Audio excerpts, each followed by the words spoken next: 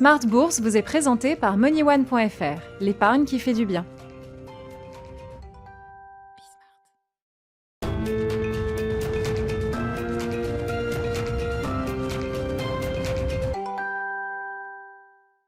Smart Bourse, votre double dose quotidienne de marché sur Bismart en direct, votre édition de la mi-journée, 12h30, 13h, et puis la grande édition du soir, le grand digest de l'information économique, financière et boursière, chaque soir en direct également à partir de 18h30. Au sommaire de cette édition de la mi-journée, Smart Bourse sur Bismart, des marchés européens qui évoluent tranquillement dans le vert en l'absence de Wall Street. C'est un jour férié pour les Américains, Labor Day, et donc les marchés américains vont rester fermés aujourd'hui, ce qui permet donc au marché européen de rebondir un peu après les secousses de fin de semaine, notamment sur le compartiment technologique aux États-Unis. On y reviendra évidemment avec nos invités dans cette édition. Le programme de la semaine, le grand point d'orgue de la semaine pour les investisseurs, ce sera la réunion de la Banque Centrale Européenne ce jeudi, après les prises de position de la Fed à l'occasion du symposium de Jackson Hole. Quelles seront les réponses de Christine Lagarde? On sait d'ores et déjà que le sujet d'échange pourrait devenir un sujet de crispation. Il faut avoir en tête en tout cas la petite phrase du chef économiste de la BCE la semaine dernière, Philippe Lane, quand l'euro-dollar bondissait à plus de 1,20. Euro-dollar, oui, c'est quelque chose qui compte et qui est surveillé par la BCE. Voilà ce que nous disait donc la semaine dernière Philippe Lane. À suivre ce jeudi, Christine Lagarde et la conférence de presse de la présidente de la Banque Centrale Européenne. Et puis l'autre événement qui sera un événement un peu en fil rouge tout au long de la semaine, le Brexit, ne l'oublions pas, qui est de retour dans le jeu des marchés avec une séance politique qui s'annonce compliquée puisque la presse britannique nous informe que Boris Johnson, qui doit reprendre les négociations avec ses partenaires, ses futurs ex-partenaires européens cette semaine, Boris Johnson est toujours sur une ligne dure qui nous dit qu'il vaut mieux un no deal qu'un mauvais deal pour le Royaume-Uni.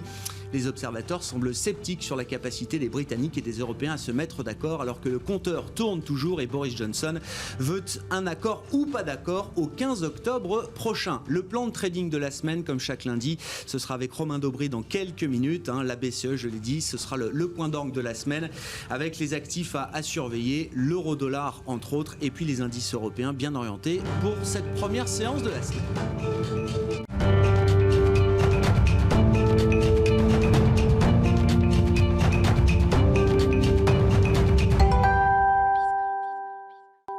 Mon ami, c'est Nicolas Pagnès qui nous accompagne en fil rouge tout au long de la journée sur Bismart pour nous livrer les infos clés de la séance en cours. À la mi-journée, c'est du vert sur les marchés européens. Nicolas qui est avec nous depuis la salle de marché de Bourse Direct. Tendance haussière ce matin à la Bourse de Paris. Le CAC 40 a ouvert dans le vert à la suite d'une semaine dernière avant tout marquée par des clôtures en baisse. Les investisseurs semblent bien accueillir les statistiques publiées avant l'ouverture, à commencer par les exportations chinoises qui ont progressé de 9,5% en août, un chiffre supérieur aux attentes des économistes. Les importations chinoises qui, elles, reculent de 2,1% sur la même période. On notera que l'excédent commercial chinois est d'ailleurs estimé supérieur aux attentes sur le mois d'août à 58,93 milliards de dollars, là où les économistes en attendaient 50 milliards de dollars. L'Allemagne, de son côté, fait état d'une production industrielle dont la croissance ralentit légèrement en juillet, en hausse de 1,2%, là où les analystes attendaient plus 4,7%, un chiffre qui laisse penser que la première économie de la zone euro revient lentement sur ses niveaux de production d'avant la crise du coronavirus, une estimation de l'Office fédéral de la statistique allemande. La journée devrait cependant être relativement calme à la Bourse de Paris, Wall Street étant fermée aujourd'hui en raison du Labor Day. Les investisseurs pourront tout de même surveiller la confiance des investisseurs dans la zone euro. Côté valeurs, à présent, les industriels sont à l'honneur. Renault et Airbus prennent la tête des hausses sur l'indice parisien ce matin. Plutôt bien positionnés, les valeurs technologiques restent plus calmes dans le sillage des valeurs technologiques américaines qui reculent depuis le milieu de semaine dernière. L'euro-dollar de son côté reste aux alentours des 1,18 $ pour 1 euro, tandis que le pétrole s'apprécie aux alentours des 42 $ ce matin. Nicolas Pagnès, tout au long de la journée sur Bismart en fil rouge pour vous livrer les infos clés de marché depuis la salle de marché de Bourse Direct, le CAC et les autres indices européens donc qui sont en hausse d'un peu plus de 1% pour la Bourse de Paris à mi-séance, en l'absence de Wall Street aujourd'hui, fermée pour cause de jours fériés, et l'euro-dollar, vous l'avez entendu, qui se stabilise pour l'instant juste au-delà de 1,18 en attendant de la réunion de la Banque Centrale Européenne ce jeudi.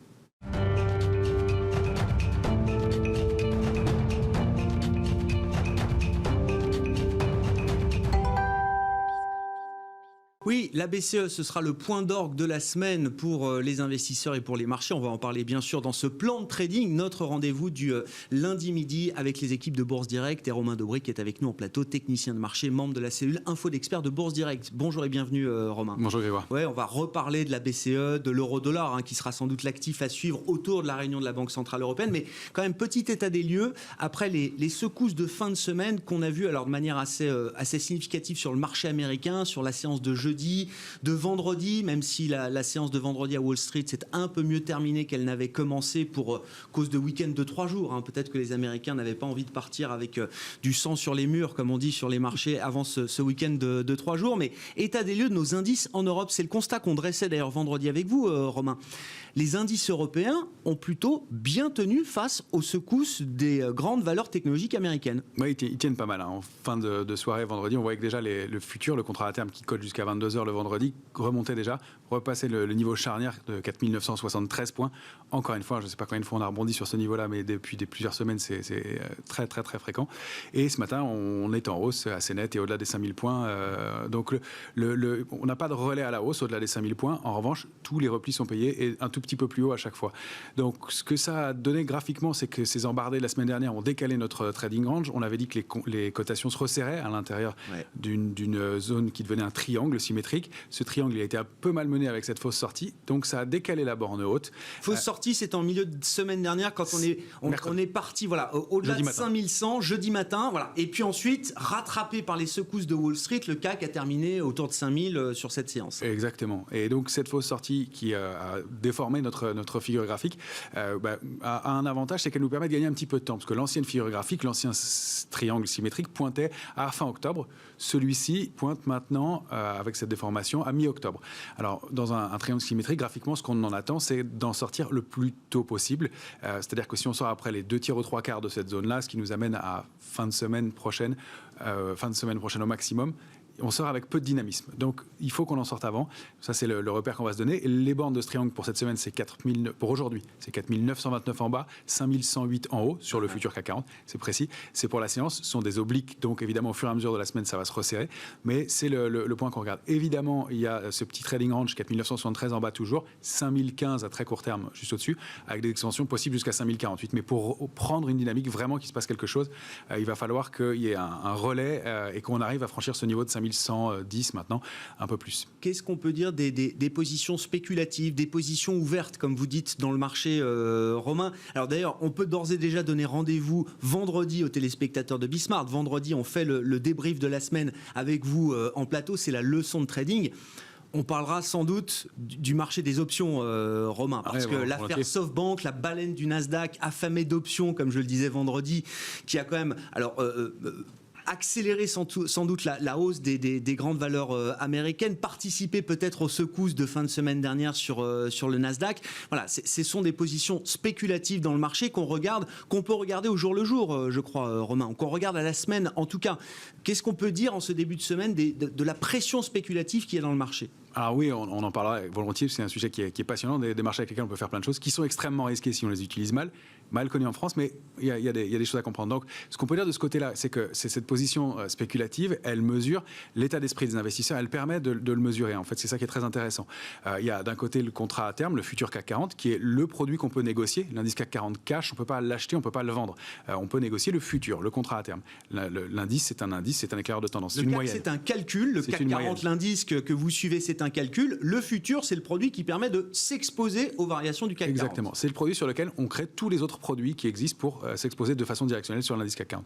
Et puis, il y a aussi en parallèle les options. Donc, les deux combinés permettent pour le futur de connaître la pression baissière d'un côté ou haussière d'un côté ou de l'autre, selon que le nombre de contrats futurs augmente ou diminue dans le sens de la tendance ou contre la tendance.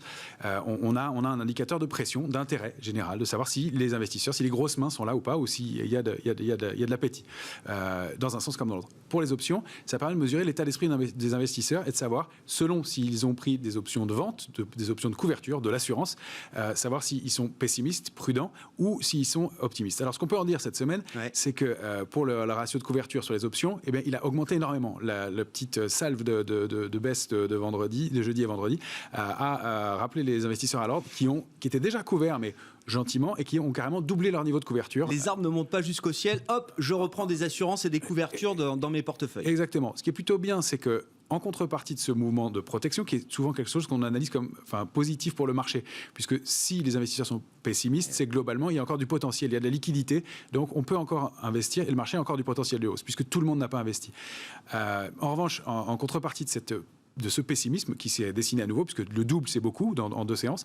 En revanche, il n'y a pas eu de pression baissière, ou très très peu. Il y a eu dans le mouvement de baisse de vendredi 2000 contrats futurs ouverts sur une position totale qui s'établit à 240 000 contrats futurs. Donc autant dire rien, et avec le rebond de ce matin, ces 2000 contrats, ils sont probablement clôturés déjà.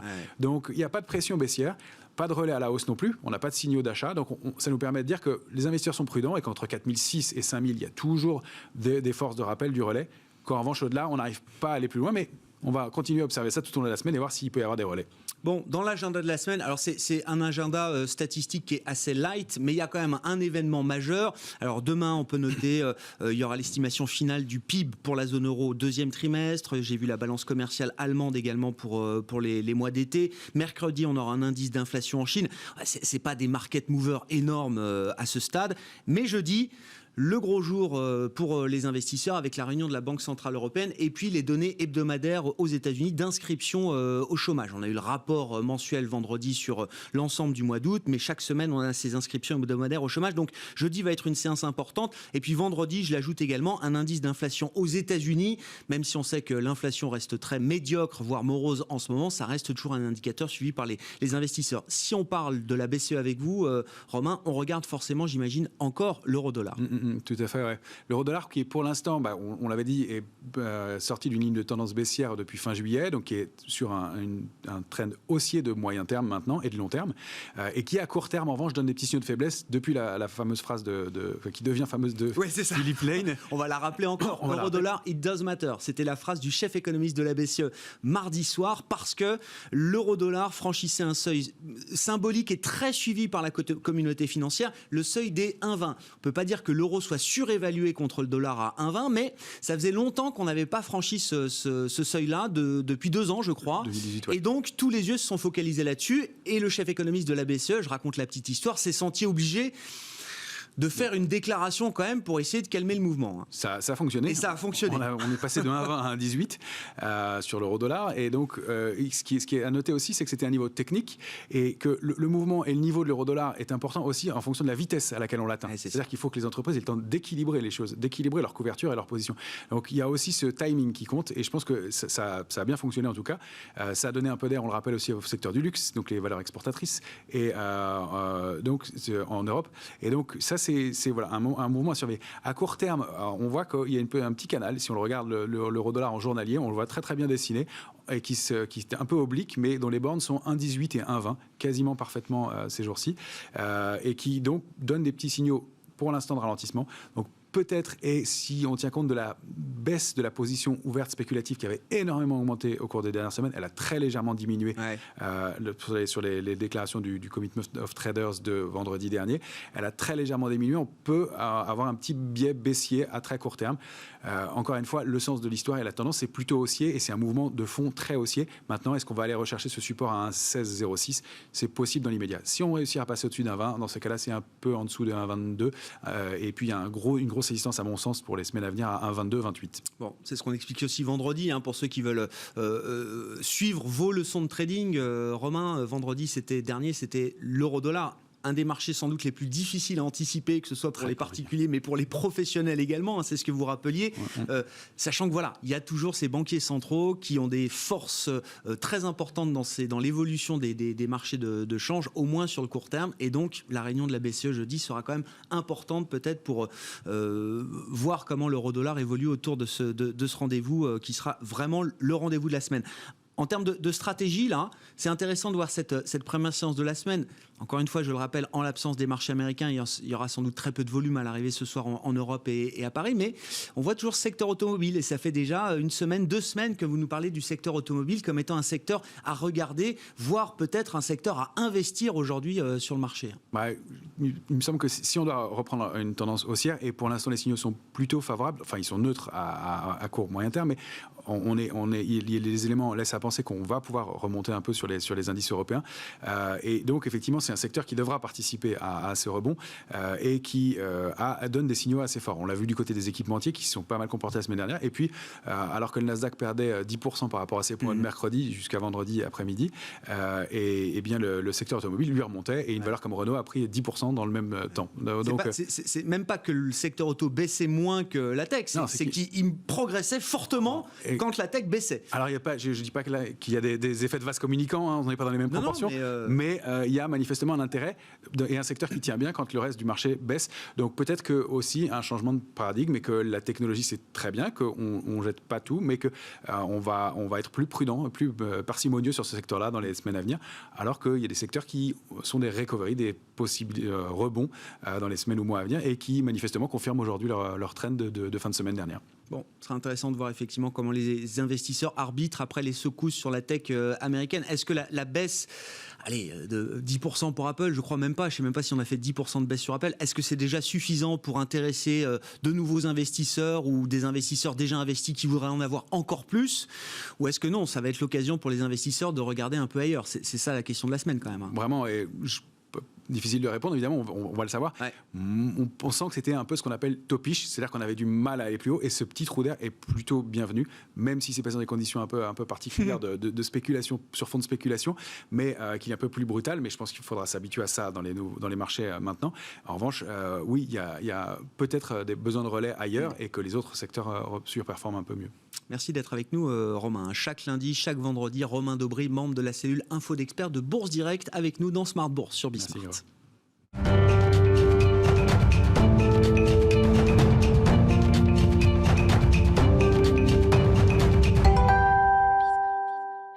L'actualité américaine dans Smart Bourse sur Bismart chaque lundi, c'est avec Thomas Kosterg qui nous rejoint par téléphone, économiste senior en charge de suivre les États-Unis chez Pictet Wealth Management à Genève. Bonjour et bienvenue Thomas. Merci d'être avec nous. C'est Labor Day aux États-Unis, les marchés sont fermés, mais il y a quand même de la matière à analyser encore avec vous. Je parle notamment du rapport mensuel sur l'emploi pour le mois d'août qui a été publié vendredi. Thomas, quels sont, quelques jours après, les conclusions et l'analyse que vous faites de ce rapport? Si je donne la toile de fond, il faut comprendre que l'économie américaine a détruit au pic de la crise pandémique mars-avril jusqu'à plus de 22 millions d'emplois, je crois, Thomas. On a récupéré, schématiquement, un peu moins de la moitié de ces 22 millions d'emplois détruits avec le dernier rapport du mois d'août qui a montré la création ou la recréation d'1,4 million d'emplois. Est-ce qu'on rentre dans une phase plus difficile aujourd'hui, Thomas ? Oui, clairement, je pense qu'on rentre dans une phase plus difficile de croissance, notamment de croissance des emplois sur le marché américain. Donc, en fait, en effet, s'il fallait garder un chiffre en tête, c'est 7%. L'emploi aux États-Unis, on est toujours à 7% en dessous de ce qu'on était avant la crise du coronavirus. Donc, c'est quand même un gros trou dans l'économie. Moi, ce qui m'inquiète également, c'est qu'on a une détérioration en termes de la qualité de ces nouveaux emplois, mais notamment on a une augmentation de ce qu'on appelle ceux qui ont perdu leur emploi de façon permanente. Parce qu'au début de la crise, il y avait notamment les questionnaires, la fameuse enquête de l'emploi. Dans les questionnaires, les gens répondaient que leur perte d'emploi était temporaire. Il y avait quand même l'espoir de retrouver un emploi. Or, on se rend compte que dans de nombreux secteurs, maintenant, en fait, les gens réalisent que leur perte d'emploi va être permanente. Donc, pour vous donner un chiffre, il y avait maintenant 3,4 millions de personnes qui ont perdu leur emploi de façon permanente, et ce chiffre est en hausse continue. Donc, je pense que c'est là où le bas blesse un peu. Certes, il y a des créations d'emplois, même si, d'ailleurs, j'insiste là-dessus, le rythme mensuel a tendance à baisser. Donc, la dynamique commence à s'étioler, et donc ça montre aussi que la dynamique de croissance, elle perd son souffle. Mais aussi, donc, cette grosse masse de gens au chômage de façon permanente, et ce chiffre qui continue à croître Et donc oui, là, maintenant, si on se projette au 4e trimestre et pour l'année prochaine, on se rend compte que les gains de croissance vont être beaucoup plus difficiles. Bon, et ça veut dire qu'on ne peut pas attendre sur les prochains mois une baisse aussi spectaculaire et rapide du taux de chômage, alors qui est une enquête, effectivement, aux États-Unis, vous le rappeliez, Thomas, mais c'est vrai qu'on ne s'attendait pas, personne ne s'attendait il y a encore quelques mois à voir le taux de chômage refluer aussi rapidement sous les 10%. Là aussi, au regard du taux de sous-emploi, des jobs perdus définitivement, c'est difficile d'imaginer que... Parce que là, on a franchi quand même un palier à la baisse assez spectaculaire au cours de l'été. On était un peu plus de 10, je crois, en termes de taux de chômage sur le mois de juillet. Et on est tombé à 8,4 au mois d'août. Chiffre qui a été assez surprenant vendredi. Tout à fait. Alors, je ferai juste un point méthodologique pour dire que donc, le fameux rapport de l'emploi, il y a 2 enquêtes. Il y a une enquête des entreprises, une enquête des ménages. Et en effet, l'enquête des ménages était de façon surprenante, assez bonne. Alors moi, je dis attention, voyons le mois suivant comment ça se passe. N'extrapolons pas forcément de ce chiffre. Moi, je pense que le taux de chômage va mettre beaucoup plus... ça va être assez difficile de baisser durablement en dessous de 8%. Alors, nous verrons dans les prochains mois, mais en effet, je pense qu'il y a une part des secteurs de l'activité, notamment le tourisme, les loisirs, la distribution, où en effet les pertes d'emploi vont être durables. Et donc, en gros, on arrive sur un espèce de coussin où ça va être vraiment difficile de percer, à mon avis. Donc, on est sur un taux de chômage qui va rester globalement élevé de façon durable, même si voilà, il y a eu la reprise après les mesures de semi-confinement aux États-Unis, dans de nombreux États. Donc beaucoup de jobs sont revenus, certes, mais voilà, attention, parce qu'il y a maintenant les problèmes structurels liés au coronavirus, point numéro 1. Point numéro 2, je le rappelle aussi, ça dépend beaucoup de la réponse, notamment budgétaire, à Washington DC.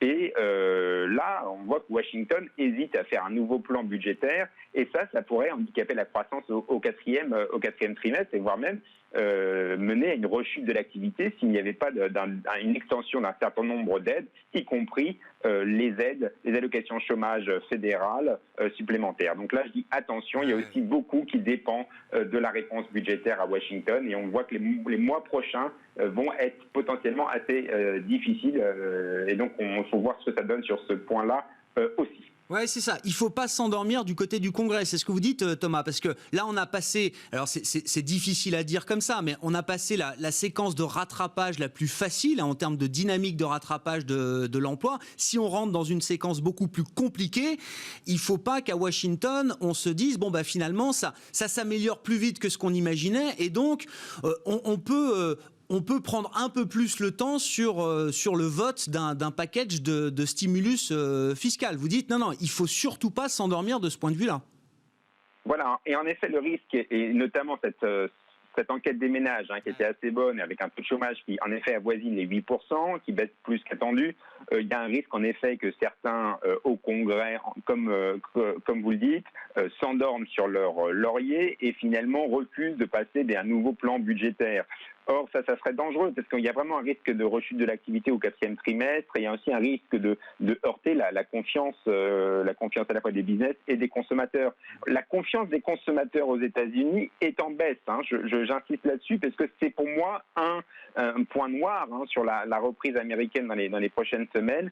Si cette confiance des consommateurs devait continuer à s'affaisser, ça serait vraiment, à mon avis, un grand risque, puisque la croissance actuelle du PIB est tirée par la consommation des ménages, qui est elle-même artificiellement dopée par le stimulus budgétaire, et notamment les aides très généreuses du gouvernement fédéral. Mais ces aides sont en partie terminées depuis cet été. Et ça fait un moment que vous nous donnez quand même des indices autour de la politique monétaire, Thomas. C'est-à-dire que si la fonction de réaction de la politique budgétaire est entravée pour des questions politiques, ce qu'on peut imaginer avec la campagne électorale qui entre dans sa dernière ligne droite aux États-Unis, ne reste plus sur la table que la Réserve fédérale américaine, alors qu'elle a déjà fait des choses monstrueuses, ou en tout cas en termes de taille, des choses complètement extraordinaires. Mais vous ne seriez pas étonné, je crois que la réunion de la Fed, c'est la semaine prochaine, 15 et 16 septembre, dans le sillage de la réunion de la BCE. Vous ne seriez pas surpris que dès la semaine prochaine, la Fed puisse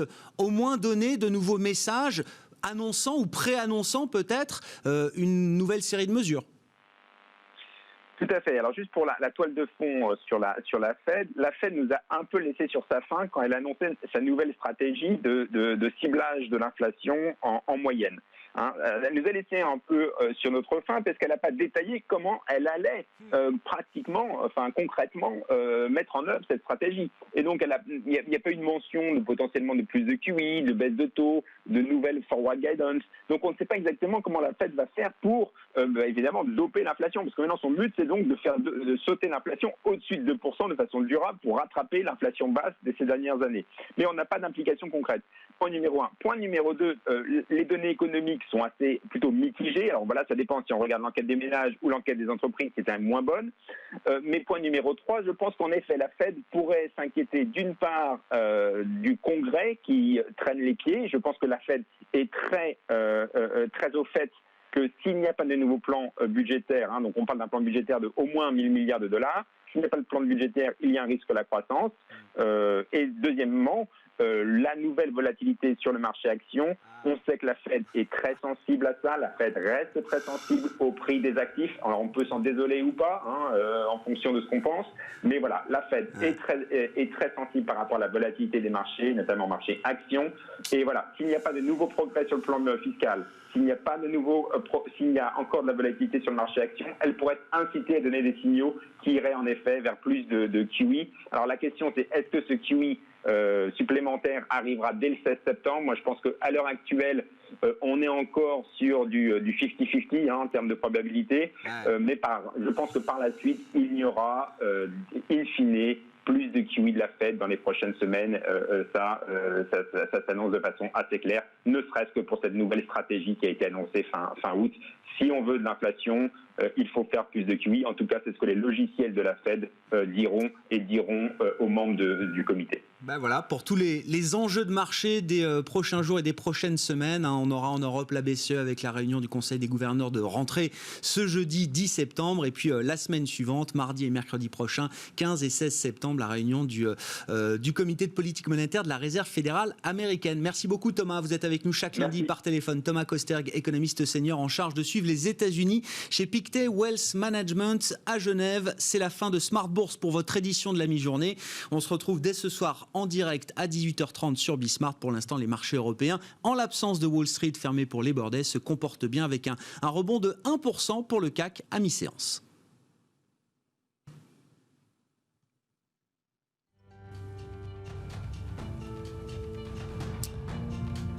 C'était Smart Bourse avec MoneyOne.fr, l'épargne qui fait du bien.